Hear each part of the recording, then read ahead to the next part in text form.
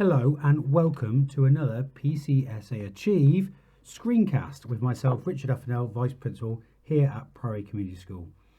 This screencast is part of the PCSAchieve screencasts and video blogs where we try to support learning both inside and outside of school and to support our students and parents with what we're trying to do in terms of developing successful young people.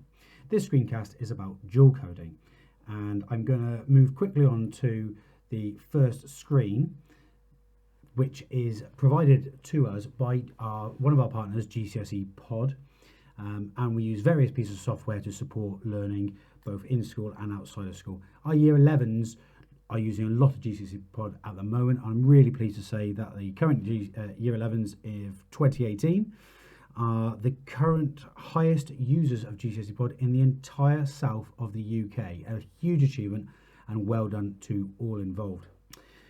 Without further ado, I'll talk to you about dual coding, and you can read all the information that's on the screen here. There's lots of information about how it works here, tips to get it right, and how GCSEPod itself can help you to achieve that. But essentially, GCSEPod is about using pictures and text to really remember key facts and information, especially when it comes to knowledge tests, assessments, PPEs, and definitely terminal exams at the end of Year 11. So how does it work? Well, there's three key areas on how it can work. First and foremost, you can have visuals, pictures, diagrams, infographics with words dotted around that as well. So you're hooking key information to a word and having that information and word together. It's proven that your visual memory is stronger and more powerful than just your verbal memory. So just being told things or just reading text, whilst it's useful when you can remember quite a lot of information, your memory is much stronger, when it is linked to a picture. That's why if I ask you to remember your favourite movie now, you'll probably be able to visualize that in your head. You might not remember what the actor is saying.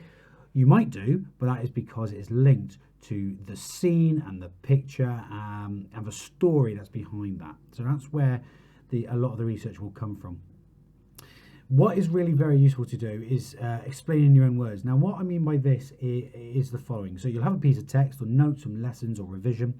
What you can then do is try to hook that, turn that into a diagram, a picture, a cartoon strip, a visual story that you can imagine. You can visualize it, and you can link that information to it. So in history, if you're doing some work and it's involving castles, you might draw a castle with some information around it, key dates and so forth. And you'll be able to remember that key information because you can visualize the castle, you can visualize what you have drawn and produced. What I would suggest you do is you do that, then you put that image to one side. So you then have a blank piece of paper. Draw the image from your memory and then link it back to the information. What does that image remind you of? What is the key information that image of that castle reminds you of? What dates does it remind you of? What sentences, what structures does it remind you of? And it's almost like a look, cover, write technique. Okay, so I would do that a number of times, hooking key information to pictures. And this is what this final piece of information talks about here as well. Get a piece of information, turn that information purely into an image or a diagram. Okay, so that's all you have, just an image.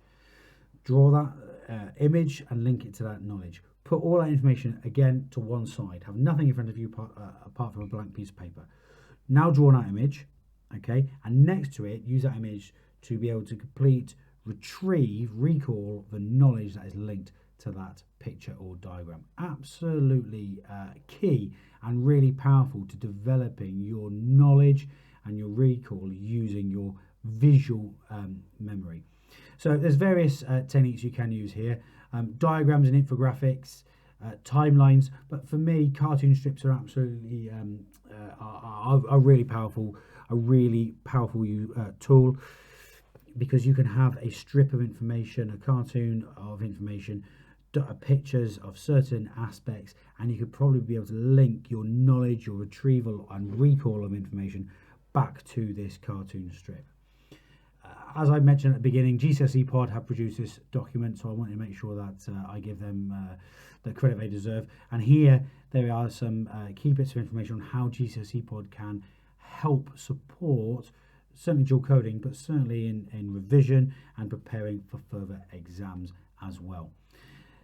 Thank you very much for joining me with this screencast for PCSAchieve. I hope you'll follow this YouTube channel and keep an eye out for further videos, screencasts, video blogs, and other information that we push out on PCSAchieve. Well, we are trying to support the learning for our students and engage with our parents further, so you know what is going on here at school and how you can further help your youngsters at home with improving their education.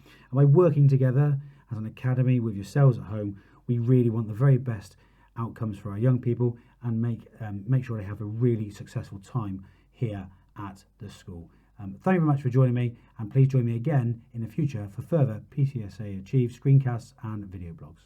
Take care.